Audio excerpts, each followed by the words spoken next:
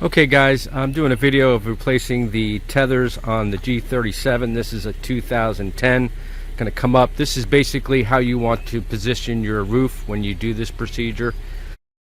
And I will warn you that the roof will start to fall down over time. So depending on how long it takes you, you want to move the roof back up. So let's take a look at the problems we're dealing with here.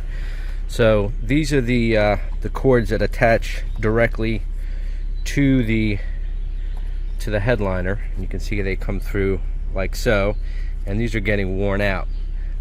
This particular model had the old tethers. There was a TBS to go ahead and replace these tethers if you had if it was rubbing against the headliner. That wasn't the case here, so I guess they never did it. But the primary difference you'll see with the new tethers, which is what I have here, brand new, is there's two of these rugby balls, they call them, on this. There's one actually back here, and the old one only had one, so that's what I have here. Here's an image of the technical service bulletin so you can see what the differences are. So in order to resolve this, I need to go ahead and replace this part right here. See that? The other one has already been replaced, and I'm going to walk you through the process right now. Coming to the back of the car. Looking from inside the trunk, you've got three cords: the main cord, the main tether cord, and the third cord is called the C-post cord. Right here is the tether cord. So you'll see the cord is attached with the middle hole, and it's located horizontal. Okay, so take this off. We have this other, I believe this is the main tether cord. See that on the instructions. Take that off. Actually, I'm going to leave that on, and I'm going to take my new tether right here, and I'm going to put it through.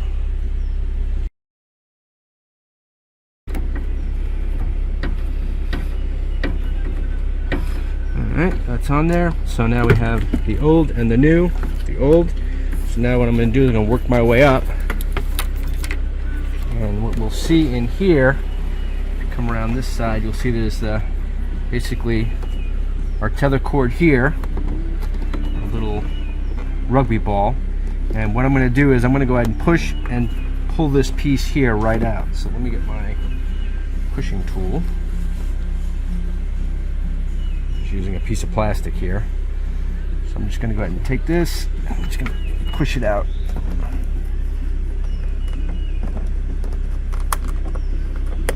And it just pops right out, just like so. Okay, see that?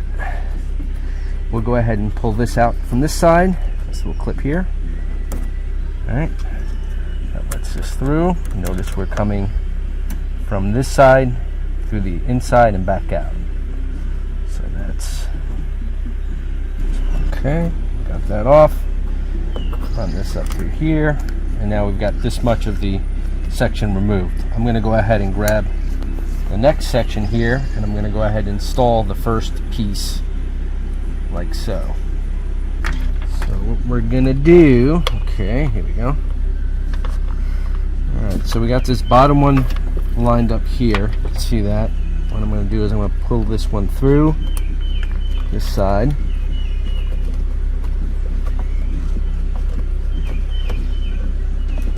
There we go. And I'm going to take this, close to lined up. I'm going to pull it through this hole here from the inside, coming back out. Like so. Cooperate. I'm going to go back in, and I'm going to clip it on the inside of this clip right over right there. So come back through this side. Here's an illustration of how the cord runs through the headliner and then attaches on the clip.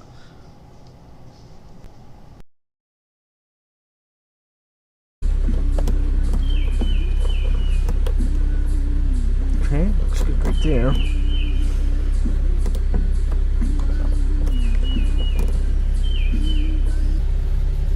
Let's get some force behind it here, like so.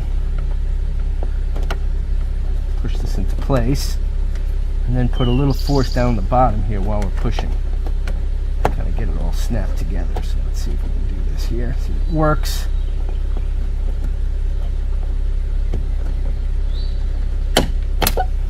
Oops, but we had it.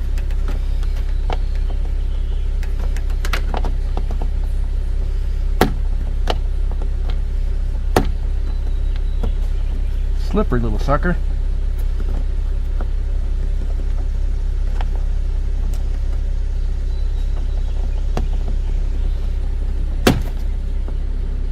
So we've got these in now.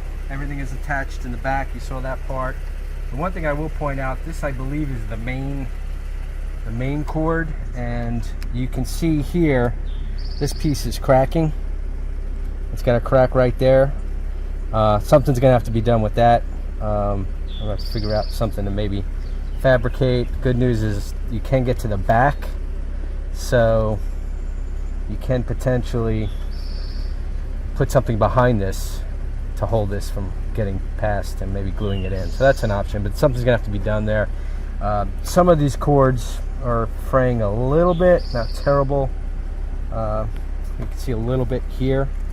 This is the main cord. There's two other cords here. There's this cord here and this other cord. I'm not sure which is which. I think this is the main cord. But anyway, regardless, these are the things you want to look out for. This here, it's a little bad on the other side. And the other side, actually, this plastic piece is broken off. So I'm going to have to repair that with something. So this shouldn't be too bad because you do have access to it. And you can almost put a little piece of plastic behind it and rivet it in or something. But anyway, that's basically how you run these cords through. And hopefully this helps somebody else out.